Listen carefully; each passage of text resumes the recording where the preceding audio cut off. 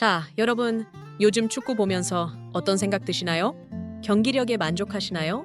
아니면 뭔가 좀 어색하고 또 웃기기도 하고 그 이상하게 찜찜한 기분 있으셨죠?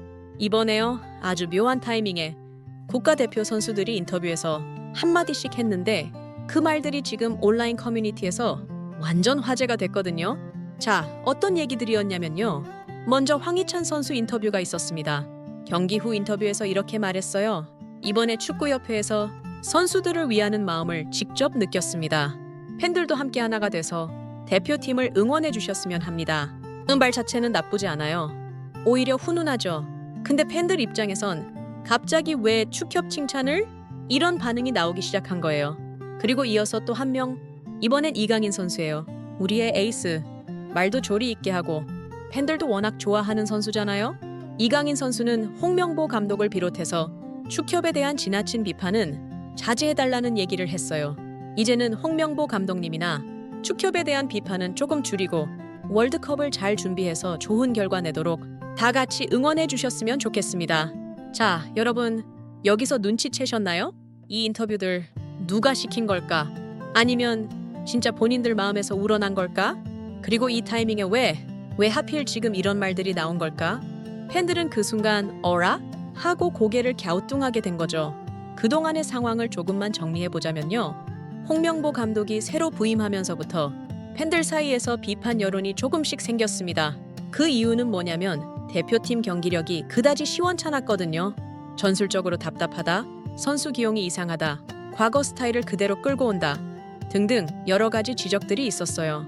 그리고 이걸 향한 팬들의 비판이 꽤나 날카롭고 때로는 감정적으로 쏟아졌습니다. 그런데 갑자기 선수들이 하나둘씩 축협 비판 그만해라, 감독 욕하지 마라, 같이 응원해달라는 말을 하니 팬들 입장에서는 우리가 뭐 잘못했어? 이거 우리한테 하는 말이야? 하고 혼란스러워진 거예요. 더군다나 그 인터뷰가 진행된 날, 바로 쿠웨이트전 4집 대승 이후였어요. 그 전까지는 경기력에 대해 실망하던 팬들이 이제 좀 살아나나? 하는 타이밍이었거든요. 딱 그 타이밍에 선수들의 갑작스러운 인터뷰. 그러니 팬들 사이에서 이런 얘기들이 쏟아졌죠. 갑자기 국대가 무슨 웃긴 개그 콘서트도 아니고 유머로 무장했나? 이거 자기들이 자발적으로 한 말일까? 누가 시킨 거 아냐? 팬들을 조용히 시키려고 선수들이 총대 메고 나온 거야? 이러니까 아예 현재 국가대표 존나 유머라는 말까지 나올 정도로 사람들이 상황을 풍자하기 시작한 겁니다. 왜 유머냐고요? 인터뷰 자체는 진지하고 말하는 사람도 진지한데 그걸 보는 팬들은 진지하게 받아들이기보단 어쩔 수 없이 실소가 터졌던 거예요. 이건 마치 뭐냐면요. 대학교에서 교수님이 갑자기 요즘 학생들이 너무 교무처 욕을 많이 해요. 우리 모두 다 함께 학교를 사랑합시다. 이러는 느낌이랄까요? 학생들은 어리둥절하죠. 우리가 그동안 조용히 있었나? 근데 교무처가 잘못한 게 있는데? 왜 갑자기 우리가 입을 닫아야 하는 거지? 하고 의문을 갖게 되는 거예요. 바로 그 지점에서 팬들의 마음이 뒤틀리기 시작한 거고 이 사태가 단순한 인터뷰 몇 마디로 끝나는 게 아니라 온라인에서 밈으로 소비되기 시작합니다. 실제로 커뮤니티에선 댓글들이 난리가 났고 지금 이 시국에 축협 칭찬한다고 진짜 존나 유머다 카카, 이강인한테 왜 저런 멘트를 시켰어, 이런 반응들이 폭발했어요. 그러니까 정리하자면요. 이건 단순히 한두 선수의 말 때문이 아니에요. 팬들과의 감정, 그동안의 불신, 기대와 실망, 그리고 그 사이에서 터져나온 이상한 타이밍의 인터뷰, 그 모든 게 합쳐져서 지금 우리가 보고 있는 국대 유머화 현상이 만들어진 거죠. 자, 그러면 이제 본격적으로 한번 생각해 볼까요?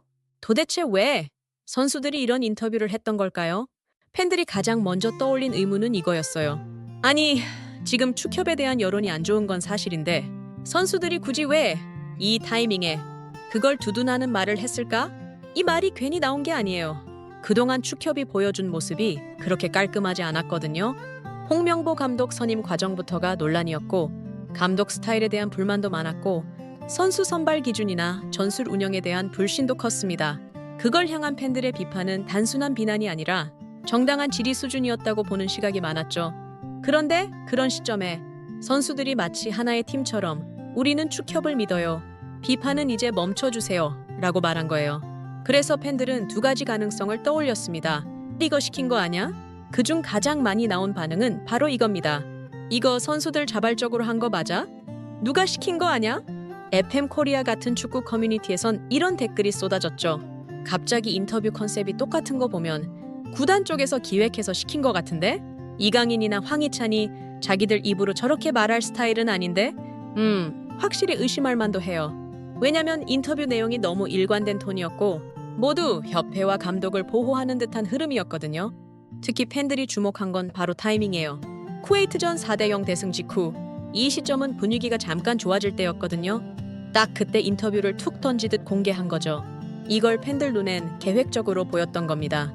진짜로 저렇게 생각하는 거면? 그리고 또 다른 가능성도 있어요. 아니, 진짜 저렇게 생각해서 말한 거면 더 문제 아니야? 만약 이강인이나 황희찬 같은 핵심 선수들이 정말로 축협과 감독을 두둔하고 있다면 그럼 이건 단순한 기획 발언이 아니라 선수와 팬들 간의 인식 차이가 심각하다는 걸 의미해요. 그러면 팬들은 뭘 느끼겠어요? 야, 우리가 지금껏 욕해가면서 응원한 건데 돌아오는 건 그만 좀 해라야? 우리가 무슨 악성 팬도 아니고 말할 건 말한 거지. 비판 좀 했다고 이렇게 말 나와버리면 말 못 꺼내게 입막음하는 거 아냐? 이게 진짜 핵심입니다. 이 상황은 팬과 선수 사이 그 감정의 틈을 슬금슬금 벌어지게 만들었어요. 그동안 팬들은 대표팀에 대해 의견을 낼 수 있는 권리를 가지고 있다고 생각했어요. 그게 단순한 비난이 아니라 축구를 아끼는 마음에서 나온 비판이라 여긴 거죠. 그런데 그 비판이 갑자기 그만하세요라는 반응을 만나버리면 그 다음 감정은 서운함과 거리감이에요. 여기에 의혹까지 더해진다? 팬들 사이에서 진짜로 무서운 건 의심입니다. 이 선수들도 이제 팬들보다는 협회 눈치 보는 거 아냐? 국가대표팀도 결국 시스템 안의 사람들인가? 이런 생각이 퍼지기 시작하면요. 그건 단순히 감정 싸움이 아니라 신뢰의 문제가 돼요. 특히 요즘 팬들은 단순히 경기만 보는 게 아니라 소속팀 사정, 협회 정치, 감독 전술까지 다 파악하고 보는 팬들이잖아요. 그런 팬들에게 조용히 응원이나 해달라는 톤은 그 자체로 전혀 조용하지 않은 메시지였던 거죠. 이쯤 되면 머릿속에 이런 생각이 들 수 있어요. 그래서 진짜 왜 저랬던 거야? 그냥 감독 감싸주려는 거였어? 근데 말이죠.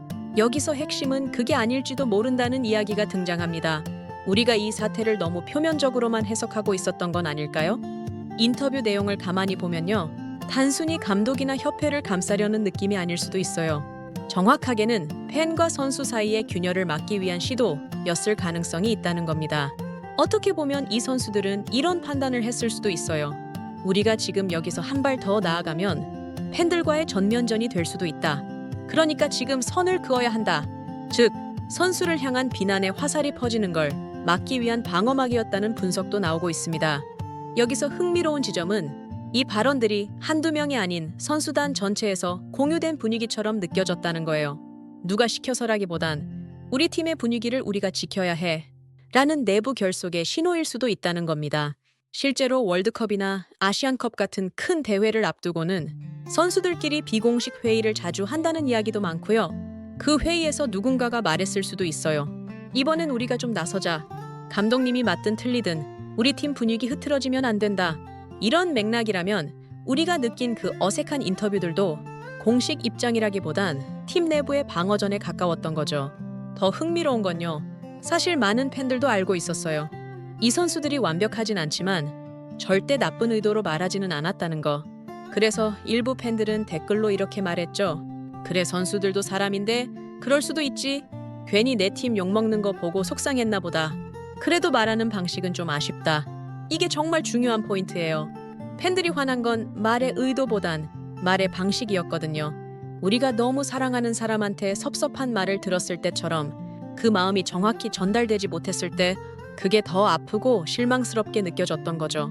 결국 이 논란이 이렇게까지 커졌던 이유는 그 누구도 완전히 틀린 말을 하진 않았지만 모두가 조금씩 어긋난 이야기를 하고 있었기 때문이에요.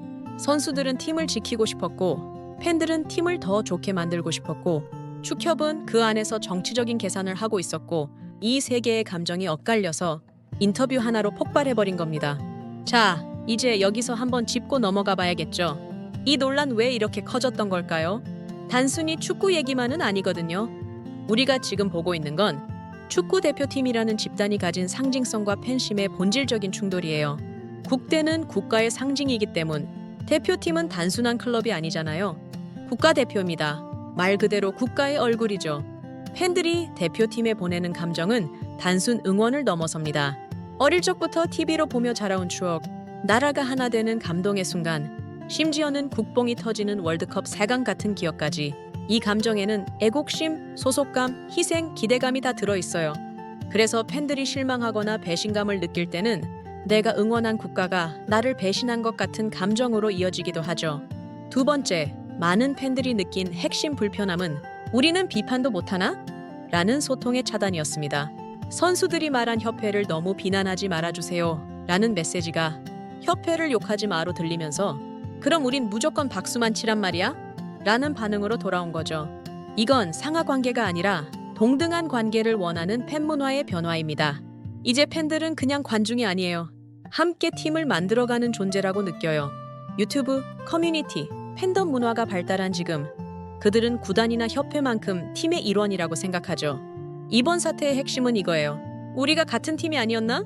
라는 질문이 들기 시작한 순간 팬들과 대표팀 사이에 있던 신뢰가 금이 간 거예요.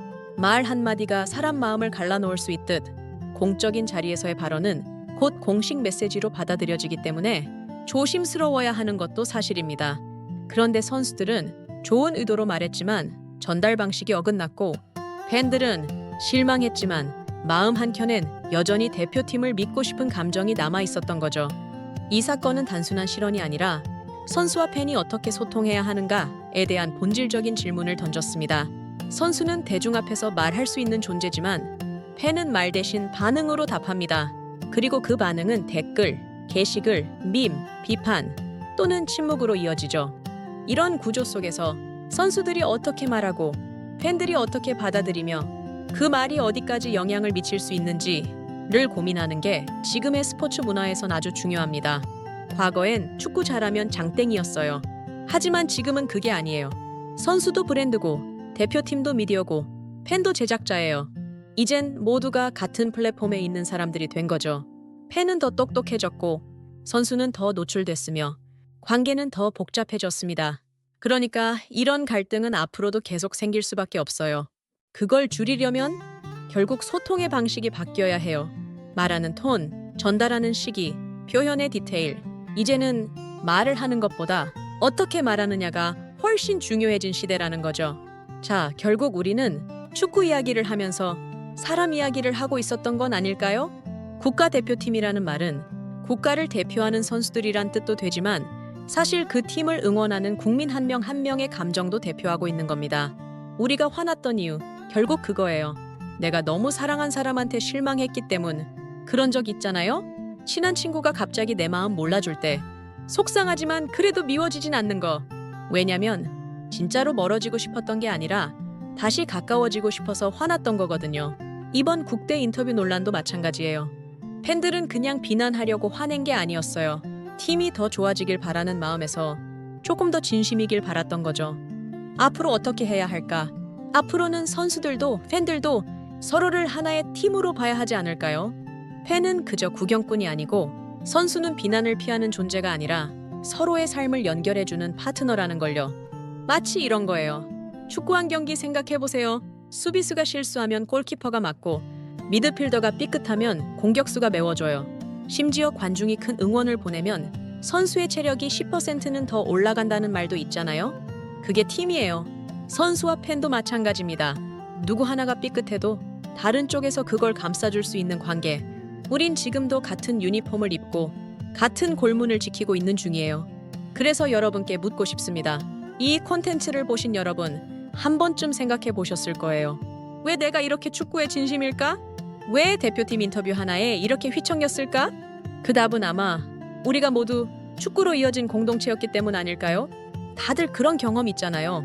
월드컵 때 붉은 악마 티 입고 나가서 밤새 응원하던 순간 극장처럼 꽉 찬 거리 응권에서 낯선 사람과 하이파이브 하던 기억, 손흥민이 울고 있을 때 같이 울었던 그날 밤, 그게 우리가 다시 보고 싶고 다시 느끼고 싶은 감정입니다. 축구는 결국 그라운드 위의 선수들만이 아니라 그걸 함께 바라보는 우리 모두의 이야기입니다. 이번 인터뷰 사태 어쩌면 불편했을 수 있어요. 하지만 이걸 계기로 더 나은 소통, 더 건강한 팬 문화, 그리고 더 단단한 한 팀이 될 수 있다면 이 논란도 결국 우리를 한 발짝 더 가까워지게 한 계기가 될 수 있지 않을까요?